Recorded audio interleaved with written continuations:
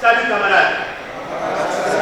Le colloque international sur le syndicalisme et l'engagement politique pour le compte de sa deuxième journée a connu des réflexions qui placent les acteurs sociaux et les universitaires devant leurs responsabilités en faveur des communautés et du développement de l'Afrique et du Bénin en particulier. Dans un hôpital de référence, je ne vais pas citer le nom, les 4 chirurgiens sont partis aujourd'hui et le Bénin a perdu ces chirurgiens-là. Et ils sont en train de servir ailleurs simplement parce qu'ils ont eu des frustrations. Et ils ont développé maintenant une altérité à rebours. Ils disent, bon, écoutez, vous ne voulez plus de moi, non, j'irai ailleurs. Et c'est ça qui est le plus dangereux qui nous guette.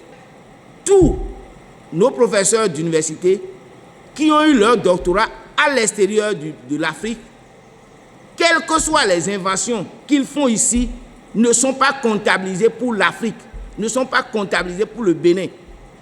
C'est comptabilisé pour leur université de départ en tant qu'alumni. Quand on vient voir 0,7%, on s'étonne que l'Afrique ne produit pas. Non, ceux qui ne sont pas universitaires, comme ceux qui sont universitaires, ils prennent ce chiffre. Voilà, l'Afrique contribue faiblement.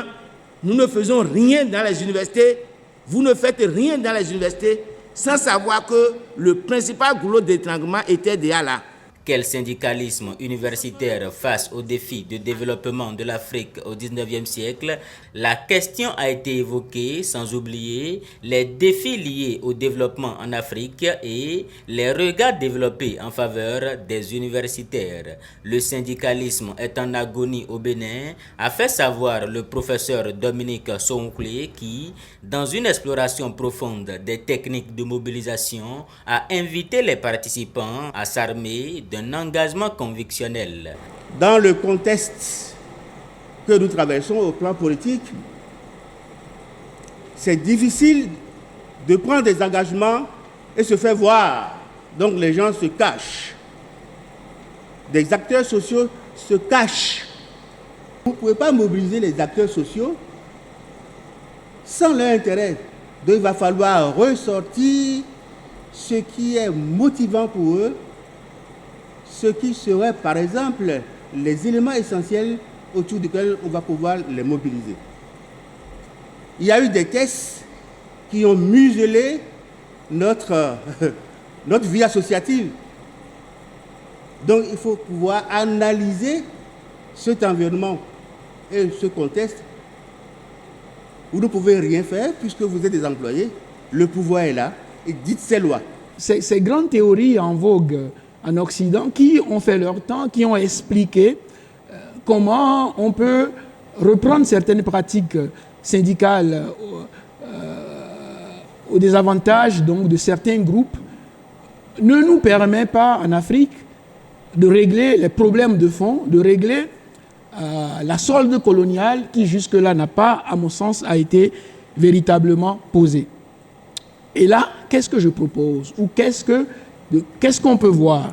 C'est d'essayer de faire l'introduction de cette théorie qui est née dans le début des années 80 aux États-Unis, Post-Colonial Studies, donc les théories post-coloniales. Ces théories sont très, très, très suspectes parce qu'il y a une certaine intelligentsia de droite occidentale, notamment française, qui voit de l'ultra-gauchisme et toute théorie qui vise à rappeler à l'Occident son passé colonial, esclavagiste en Afrique, est classée et méprisée parce que les problèmes de fond que nous avons, pour beaucoup d'entre eux, ce sont des problèmes endogènes, c'est des questions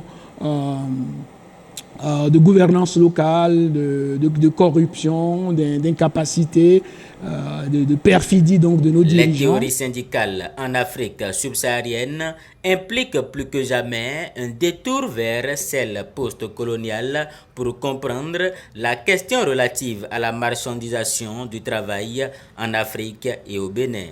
Nous avons une crise des valeurs dans notre société. Ce n'est pas seulement les jeunes. Il se fait que malheureusement, le problème est devenu criard au moment de cette jeunesse. Combien de nos enfants ont une vie associative aujourd'hui? Nos enfants, ils sont à la maison. Et quand ils ont leur smartphone, tout combat suppose des sacrifices. Si on dit, bon, moi, si je vais là-bas maintenant, ils vont déduire tel montant défalqué de mon salaire, mais c'est le prix à payer. On connaît les textes. L'autre combat, c'est se battre pour que les conditions d'application des textes diffèrent. La lutte pour la décolonisation, un peu partout là. Mais est-ce qu'on nous a jamais vu nous prononcer des yeux à l'université les questions du franc CFA? Alors que nous avons tendance à réclamer qu'il faut qu'on nous augmente le salaire et autres là. La façon dont l'Occident nous a traités jusque-là. Mais convoquer une AG pour dire ça, on va dire non, est-ce que c'est notre rôle que vous voulez aller, vous voulez glisser dans le domaine de la politique? Et bon, on dira, l'argument tout trouvé, c'est que vous êtes PCB. Comment asseoir un plan de résilience des universités africaines pour construire un syndicalisme patriotique et engagé? Les propositions et recommandations issues de cette deuxième journée du colloque vont permettre aux participants de revoir la politique syndicale qui, au-delà de la protection des travailleurs, doit servir les intérêts communs du pays. Que tu es professeur du supérieur, on te laisse partir. On ne te crée pas des misères.